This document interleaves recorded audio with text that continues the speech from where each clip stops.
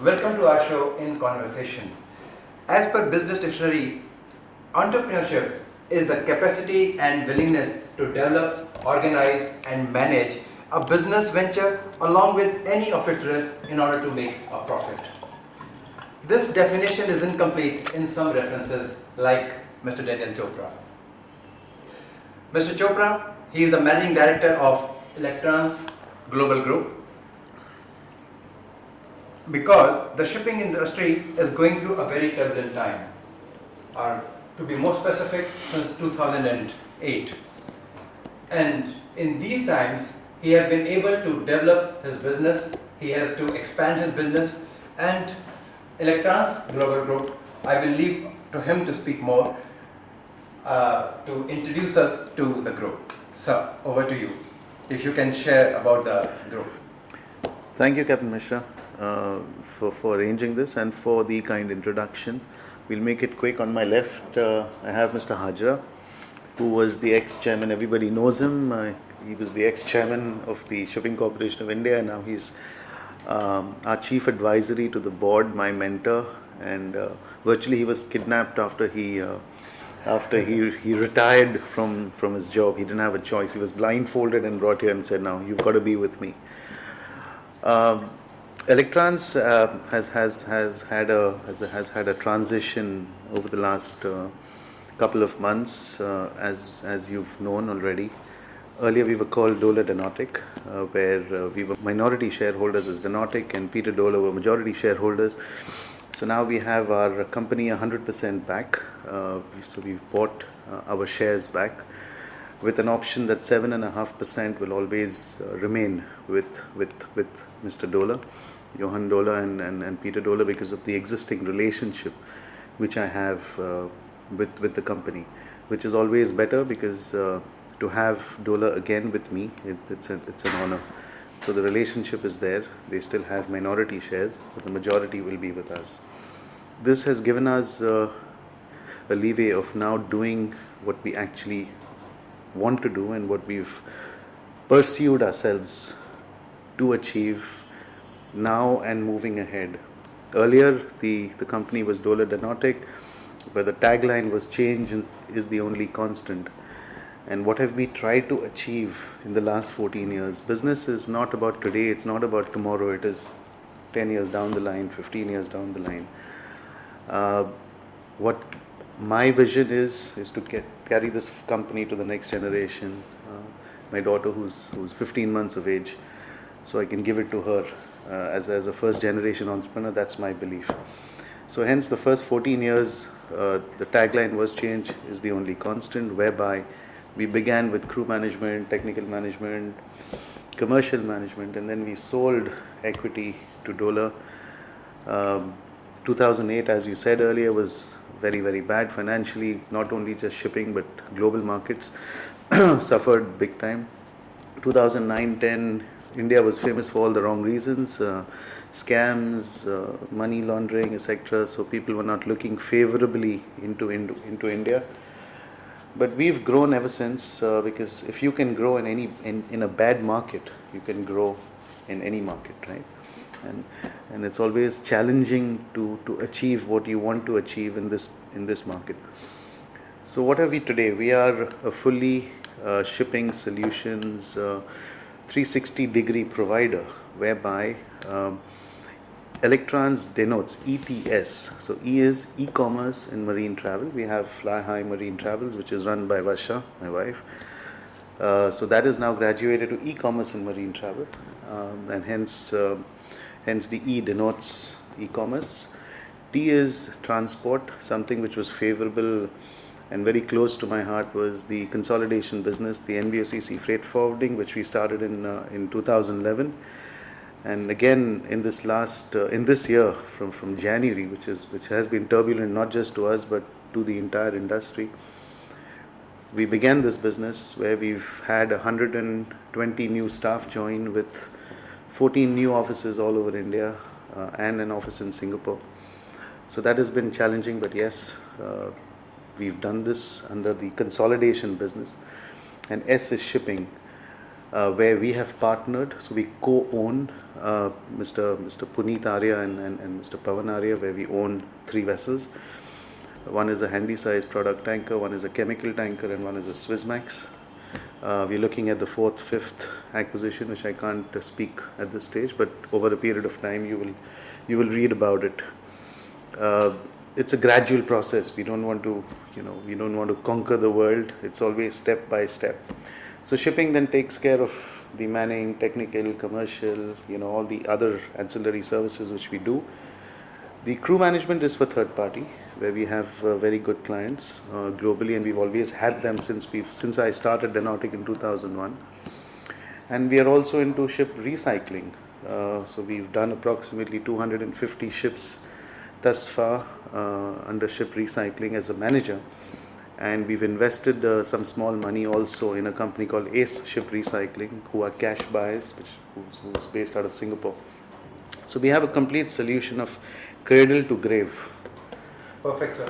So I see that the business is very diversified, as just now you mentioned, actually, right from the crew management to ship recycling, everything from cradle to grave. Yeah.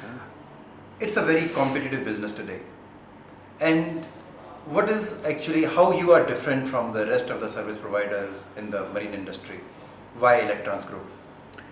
How am I different? What is my USP? My USP are my people. My USP is Mr. Hajara. My USP is Mr. Ravi Shastri, who's on my board. You will hear about that very, very soon. What we've done is a good question, Captain Mishra, but what we've done is we have a holding company, and under the holding company we have Electrons Shipping Private Limited, Electrons Logics Private Limited, our training institute, marine travel, and each of these have independent directors, and each of these directors have something which I call ESWAP to the global board. And hence, if it's, you work for yourself, and I have people who work for themselves, so they are not employees of the organization. So that is what I have, and without these people I can't do what I am doing and what I foresee to do. So I have a very good team. We are about 302 people now. In this building in Bombay we are 180, 190, and all India we are about 300, 302. So that leads to one more question actually, and in the beginning I introduced only you, and you have introduced Mr. Hajara. So as I always say that Mr. Hajara needs no introduction, because if you are in the shipping industry and if you do not know who Mr. Hajara is, then you have not done your homework. Not only that, he is chairman, he is one of the most loved persons in the industry. So this is the question to both of you. We see that we have a new government in place and last 1.5 years. And there also we have seen a lot of expectations right from the day one. How much is the ground reality, sir? What is your opinion? What has changed and what you think where we are? I will obviously, when Mr. Hajara is there, then I speak less and I hear more. So I will request. See, I must say that the kind of importance that the maritime sector is being given by this government is almost unprecedented. And there is a background to it. Modi, as the Chief Minister of Gujarat, what he achieved in that state, particularly in the port sector, that all other 28 states put together didn't achieve that. In terms of capacity building, in terms of modernization, the Gujarat Maritime Board is miles and miles ahead of any other maritime board or any other state in the country. So I reckon Modi always believed that maritime sector is absolutely fundamental to the growth of economy. And he gave a lot of importance to ports, to shipping, to shipbuilding, and he is trying to carry on the same agenda in the center. Right. So what we see, which has happened only in this next in the last 1.5 years, what we see is that there is a genuine interest in shipping. They are talking of shipping, coastal shipping, inland water. Lot of processes are being definitely eased out. The concept of ease of doing business. Yes, sir. The Make in India, they are giving the maximum support in the maritime sector, also to the shipbuilding sector, and also to shipping per se, coastal shipping and inland waterways. So I think we can expect a lot of good coming from this government as far as our sector is concerned.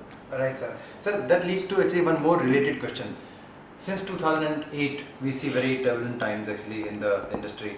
and we have been actually, we had the opportunity to listen to you on various forums also about what the future is going to be. If I can, and this is the best time to hear somebody who is an entrepreneur and who has developed such a big business, and you being the chief advisor here, when do we see the Achhe Din, the better times ahead, sir? It all depends, because if you look at the shipping industry as a whole today, then those who are in tankers, they are already having Achhe Din. The tanker rates had gone up for VLCC well over $100,000. And though it has, in the recent past, it has come down, but still it is at a level which is very, very comfortable for the tanker owners. So definitely it is, varying from one segment to other. The dry bulk is doing miserably. Even the containers segment is also doing pretty bad. Of course, even in that scenario, you have companies like Maersk still making profit of more than $1 billion per year. So it all depends on your efficiency, on your cost cutting and other measures, and they have succeeded by simply enjoying the economy of scale. Look at Maersk, what is the scale they have achieved today. So definitely, I won't say that Achhe Din is there, but as far as dry bulk and container is concerned, I don't expect the scenario to be good for even next almost couple of years. But I think, as we were discussing, no, sir, the other day, that if we have captive cargo, then and holding power, this is the best time to buy dry ships. I mean, bulk carriers or containers, because those, especially dry, because if you have captive cargo, you will never see these kind of prices for these assets, which were 5 times more 5 years ago, but today they are like completely rock bottom.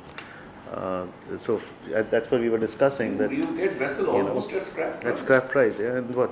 So the risk is very minimal, because even after trading them for 3 years, of which maybe 1 year will be a good and the immediate 2 years will be bad. But even after 3 years, hopefully, you will be able to sell that same ship at the price at which you have bought. So the risk, of course, has come down, because as Daniel rightly says, the prices of dry bulk today have crashed to almost the scrap level. So Achhe Din to hai, Achhe Din ka, it depends, perception hai. Somebody will say Achhe Din, somebody will say nahi. It's all here, no? Market driven to hai. That automatically leads me to the next very related question, and that is the Electrons Global's future plans. I can see that you are very enthusiastic about dry bulk, and you have already purchased a tanker. See, the future plans, as I mentioned earlier, Electrons, what we've achieved today as ETS, we will not venture into any other activity besides consolidation our group at the moment under Electrons Global. After getting Dole, after buying Dole out and now they are minority, that was the biggest challenge for us. Our new tagline is where dreams turn into reality. Because it was my dream and it is now turned into reality. There will be a third tagline after the next 14 years. Okay. Because to reach from this level to this level has been challenging but not so difficult. But to reach from here up is easier, but maintenance on top is what is going to be, a challenge for the team. Growth prospects, of course, in terms of consolidation in these 3 areas of business, which is e-commerce, transport, and shipping, will be quite a lot, depending, of course, on market scenario. We are not here to take risks. We are here to have proper e-governance, where we want to breathe it rather than practice it. And we expect to do that from the new calendar year. From not that we've not been doing it, we are doing it, but now we would want to breathe it from January. And as I said, consolidate the entire group per se. And when there is an opportunity which prevails where we discuss, we will have a very strong board, international board, very, very soon. So when we have that, and then we have a team together in place, and then we decide as to what what is going to be our next acquisition, whether it is ships or whether it is opening some more offices for consolidation business, or after we've launched our e-commerce portal of just one click, then what's the next step, what's the next horizon for e-commerce, and then and then take it from there. So if we talk only about the ship owning part, where you already own 3 ships now. Co-own 3 ships. Yeah. So, only in ship owning, what are the future plans? As I said, Captain Mishra, it's opportunity. Whenever we see a good opportunity, we will most certainly not miss out on it. But having said that, we are very careful in what we do. We want to ensure first profitability, decent cash flows, and then go out with for an acquisition plan, if you say. Uh, Tanker market, oil and gas market is what we are looking at the moment. So if Jan, Feb, March, if there are good opportunities with some good long-term contracts, which I am anyways currently working, not just India but outside India, you'll be the first to know. Great. So, one more question actually, and that again goes to both of you, and that is, we have 100% foreign direct investments allowed in India. We have not been able to get much investments here. What measures do you suggest, which can improve the business environment here, and we can see the investments coming to India? As I look at it, already there have been steps taken. I don't know, foreign shipping companies what they are thinking, but the complete waiver of duty on bunkers have made immediately the Indian coastal shipping almost competitive with the foreign tonnage also operating in the coast. That's a very big move. Then of course in terms of seafarers are concerned, that doesn't apply to the coastal shipping, but at least there is a very good move for Indian seafarers at least working on foreign flag vessels. So definitely the government is trying their level best to provide a level playing field to the Indian ship owners. And I think that is the only way that you can try to attract foreign direct investment into shipping. So long there was no level playing field for Indian flag. That's why the foreign owners were not at all encouraged to come. But now I think there are positive steps. So I do honestly hope that foreign owners will be encouraged, will be induced to at least bring in some investment and flag some of their ships, at least for the Indian coastal business. So you have actually talked about bunkers, but there are other hurdles like taxation that we have been talking for a long time, and in one of the interviews which I had done earlier with you, you talked about the dirty dozen. So those hurdles are still there. So could you please speak something on that? Do you think something is needed to be done there so that the message is conveyed to a much bigger audience that India is ready for fresh investments? No, of course. I genuinely believe that something needs to be done there, because when in 2004-5 we got tonnage tax, we thought this is the panacea to all our problems because we have now got the level playing field. But as I did mention earlier, I am repeating it, there were dirty dozens of other various direct and indirect taxes, which has made today the tonnage tax only 10% of the total tax being paid by Indian ship owners. Whereas in almost all the regimes that we look at, Yes, sir. which provides tonnage tax is the only tax that ship owners pay.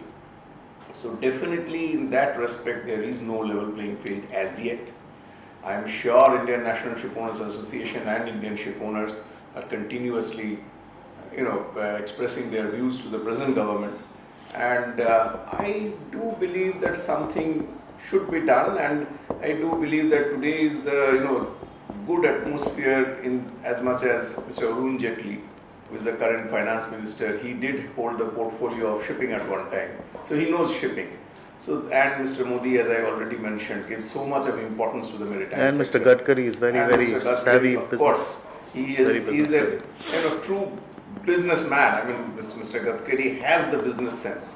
So I'm sure he knows what pains the business people. I also had an opportunity to meet with Mr. Piyush Goyal, and absolute brilliant politician, very educated. He knows exactly what he's talking, and I spent at least about half an hour to 40 minutes with him, and that was a very nice meeting. And then when you see such young, energetic, educated politicians along with you, supporting you and your organization, whether it's shipping or something else, it only encourages us as entrepreneurs. So one more question which will be very close to actually many people here, masterminders, engineers. Everybody has a dream to either be a ship owner or an entrepreneur. In shipping industry, we have not seen many such examples like you. Though in IT, we hear so much, and we hear in other industries. Any message for our viewers, those potential entrepreneurs? Yeah, for sure. You know, my messages are really long because I love to speak, and that's what I Please do. do that. Also, I do the same for my team as well. Uh, Business is not today. Business is for tomorrow, right? There have been people in our organization who've very good workers, but focus was money. And then when you have that focus, everybody wants to make money. But if you want money overnight, you will do shortcuts. And there is no shortcut to success. You cannot, hope that, I will make millions tomorrow and then, everybody works for money. So A is no shortcuts, right? Work, believe in yourself, be positive, create a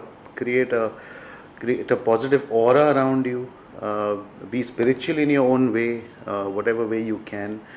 Every problem has a solution. If you want to find a solution, you will. The more negative you think, the more negative will happen to you. And don't use if and buts. I always believe in that. If you want to achieve something, go ahead and achieve it. You're dealing with human beings. They're not from Mars or Jupiter, right? So they're all human beings. So if you want something, go and get it, right? With a smile and with the focus. Don't lose that. Look at the future. Business is not today, it's not tomorrow. Look at the future. And everything is possible. I would just like to add in the same breath, as we keep on discussing in shipping, what is competence? Competence comes from knowledge, skill, experience and attitude. Yes, sir. And I have always maintained throughout my life that knowledge, skills, experience, these are all very important. But I always put attitude above everything else.